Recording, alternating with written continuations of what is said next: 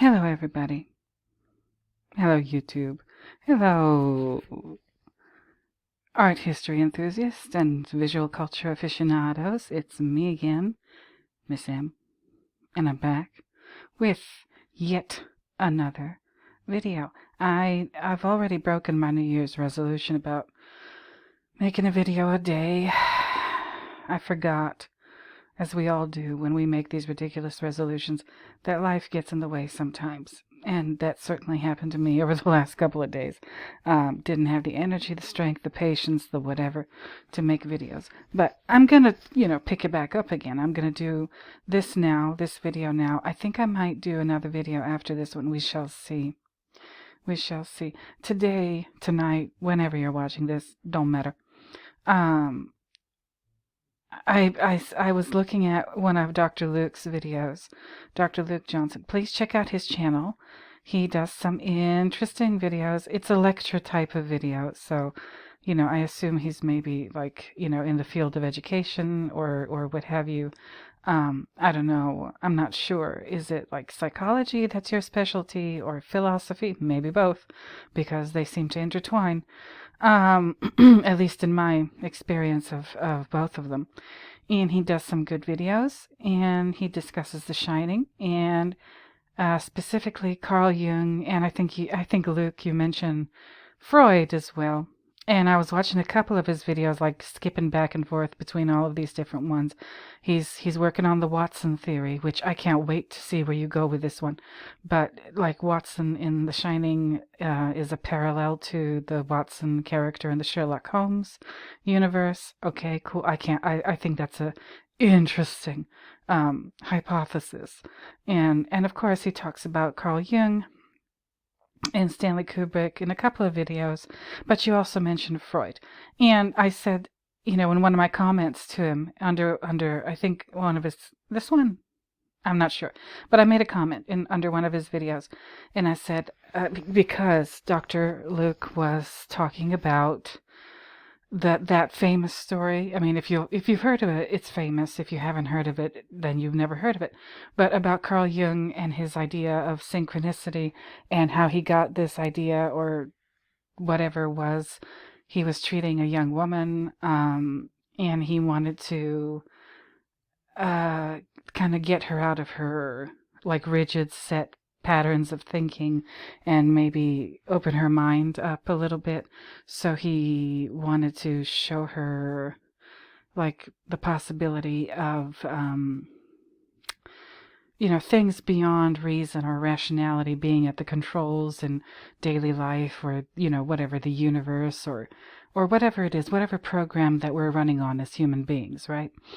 And he was talking with the young woman, this Carl Jung now, and the topic of a scarab, Egyptian scarab, beetles comes up, and just perfectly in through the window or whatever, however the story goes, this beetle shows up, and it's what are the odds? What is that, a coincidence? Just a mere coincidence? And what are the odds of this beetle showing up while Carl Jung is talking to this lady about beetles? And I said in my comment to Dr. Luke, I said, I'm going to share a very Jungian story that's happened in my own life regarding that. So this is going to be hopefully a short video. And I wanted to sort of shout out Dr. Luke's channel. And of course, I want to remind you of Tankard of Tales and Exorcist Reviews. They all do wonderful work, and I've become acquainted with them, at least, internet acquainted with them in my time on YouTube and doing my own videos and so on and so forth. Really nice people, really good stuff they put out on their channels, like all of us. Yeah, Exorcist, Tankard, Luke, we're not very high viewer count or very high subscriber count channels, but I like that sense of community. I like this idea that we can all be working on our own little,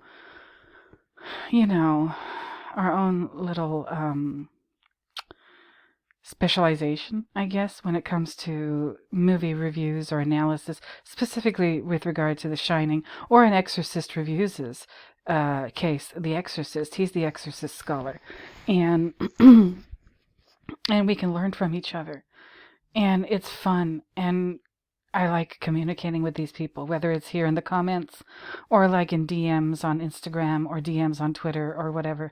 Like, it's just fun. I'm learning, and I hope, my viewers and my YouTube friends like are learning from me. I'm certainly learning from them, and I just want to shout them out and say thank you for being such nice people. But Dr. Luke, here's my story. I told you I was going to tell this story, and I've got time tonight. Similarly to the scarab/beetle story with Jung, something like this happened to me, and I don't quite know what to make of it. Dr. Luke, this happened a couple of years ago, and I don't want to sort of reveal what I do for a living, but I was at work, okay? I was at work and I was talking with a group of people, large group of people. And I was talking, I don't know how this subject came up. I don't remember the circumstances of why I brought up this topic during this conversation, discussion, what have you. But I was telling these people about Amish children and how the Amish let their children have toys and dolls, but those dolls are very specific. They are not allowed to have dolls with faces on them. I don't know if anybody's heard of this, but they can have like the little girls can have dolls and the dolls have a body and like a dress and hair and a bonnet and everything, but the doll cannot have a face. It can have everything else, just no face. I don't know exactly why, but I think they don't want a face because a face maybe conveys a predetermined concept of identity, and that's what they're trying to steer their children away from in the Amish community. But yes, so they're allowed to have dolls, but the dolls cannot have faces. And I'm explaining this to this group of people at my job, and in walks a young woman. Just as I'm talking about this, just as I'm talking about these faceless dolls that one finds in the Amish community. And she walks in, this young woman walks in with a doll. With a life-size doll. Not like, grown-up size, but maybe like the size of a toddler, like a 2 or 3-year-old child-sized doll. And the doll had everything. It had a body, arms, legs, you name it. It had a dress. It had hair. It had a bonnet. It had shoes. It had everything but a face.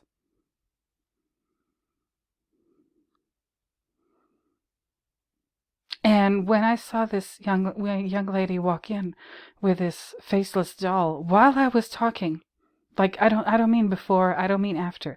I mean like right as I was talking about or finishing up explaining about these faceless dolls in the Amish community, my brain just stopped dead in its tracks. And I said, "What the hell is going on?" It messed me up in the head. And I didn't know what to think. I didn't know what to think. I didn't know what to feel. I didn't know what to believe. And it wasn't like, this was not planned. Not even a little bit. This was purely, it just happened. I didn't talk with this person, this young woman who walked in with that faceless doll. I had no idea. None. This was a complete surprise, a complete shock to me. Just as I was talking, or just finishing up talking about faceless Amish dolls, this young woman walks in with a faceless doll. And everybody that was there was also pretty shocked because I had just been talking about faceless dolls, and everybody kind of, gasped, and it, it was a scene. It was quite a scene. And I said to the young woman, I said, "Where did you get that doll?" I wanted to know right away. I said, where the hell do they sell faceless dolls? And she said, "Oh, I didn't get it. No, I didn't get this doll. I made it. I'm doing this as a project for for school. I'm in a I don't know if it was a psychology class, Dr. Luke, a psychology class or like a child development kind of class. And like the project for that class, for this young woman, was they were to make their own doll, like a child-sized doll, and design that doll however they wanted, with, whatever clothes they wanted the doll to have, and shoes, hair, etc., and put the face that they wanted on the doll. And I said, why doesn't it have a face? And she said, well, I'm almost done with the doll. I've done everything except, like, I haven't decided what face to put on the doll yet. And I mean, that didn't help. That explanation didn't help to, like, sort me out. or it didn't sort of console me in any way, shape, or form whatsoever. And Dr. Luke, I would love, like I said in my comment, I would love to know what you think. I would love to know what you think about that story. This is a true story. I did not make that up. I swear on every little bit of everything I own. Like every last cent to my name, I swear on it. That is not a made-up story. That's 100% true. It happened to me just like I explained. I'm talking about faceless dolls, and in walks somebody with a faceless doll. What do you think, Dr. Luke? Or anybody who's watching this? I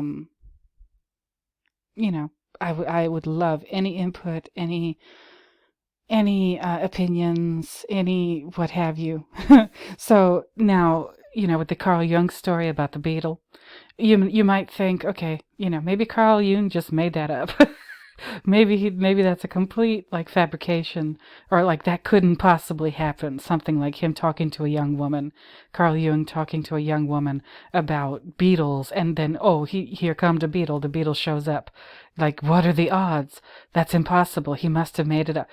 Look, I don't know about Carl Jung and his scarab/beetle story, but my story is true. I swear to you. I promise you, my story is true. I don't know what to think about. I've had, like, that's one example of some freaky stuff, weird, way out stuff that's happened to me, that I have no way of explaining. Maybe it's just a coincidence. And there's nothing to it, and that's it. But, like, what are the odds? What are the odds that I'm talking about a faceless doll, and in walks somebody with a faceless doll? Y'all tell me. Let me know. Let me know. With that being said, once again, shout out to Dr. Luke Johnson, Tankard of Tales, and Exorcist Reviews. Wonderful, wonderful guys, wonderful people.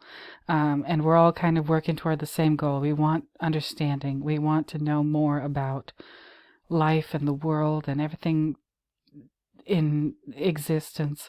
And we're using our own sort of special skill set to kind of accomplish that. Dr. Luke is doing it his way. Tankard is doing it his way. By the way, all of Tankard's videos are pretty good. This last one, though, please, that's a chef's kiss kind of video. Shining inspirations, yes. Exorcist Reviews, he is the one with all of the amazing trivia and knowledge. Like, he has encyclopedic knowledge regarding The Exorcist. If whatever question you have about this movie, he will have the answer. Exorcist reviews will definitely have the answer to your question. And so that's that. That's my faceless doll story. Let me know what you think in the comments. I just hit, like, a couple of minutes ago, I hit 300 subscribers. Now I'm up to 303. I don't know what's going on. I do not know. Okay. I don't know what's going on, but thank you, all of you. I've had some gnarly comments lately. Just rude as hell, and unnecessary, and that's why I put this in my community section. Jack Nicholson getting ready for the for the axe scene in The Shining. I'm just mean, mean-spirited, just not okay. Nothing like hideous and horrible, but just like annoying, irritating, frustrating, unnecessary. Rudeness is never necessary. I ain't bothering you. Who, you all who don't like my videos, just don't watch them. Just don't watch them.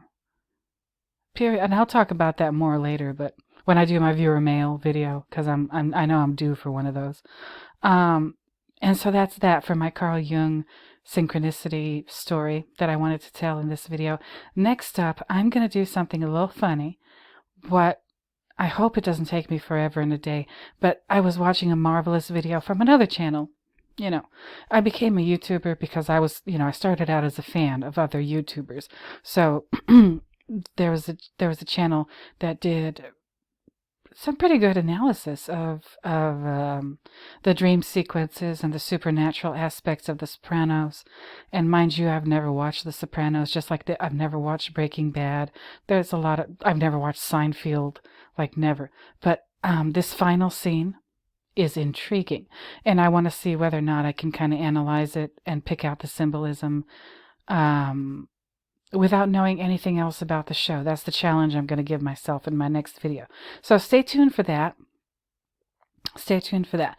In the meantime, in between time, new viewers, thank you for being new. Returning viewers, thank you for returning. Subscribers, all 303 of you, thank you for subscribing. It means so much to me. Everybody watching, please don't forget to like, comment, subscribe, and share my nonsense videos. If you know somebody who might enjoy this particular brand of I'll just go ahead and say it, crazy. Yes, if you know somebody who might enjoy this, let them know. Drop a link, what have you. So until next time, I think I'm done with this one. I want to know what you think, Dr. Luke. I want to know what everybody thinks of that story, because it is true. I promise you, it is true. Trust and believe. I would not lie to you. But until next time, until the next video, hopefully this one, where I find yet another reason to talk at you, I'm going to go ahead and bid you bye-bye. So, bye-bye, everybody.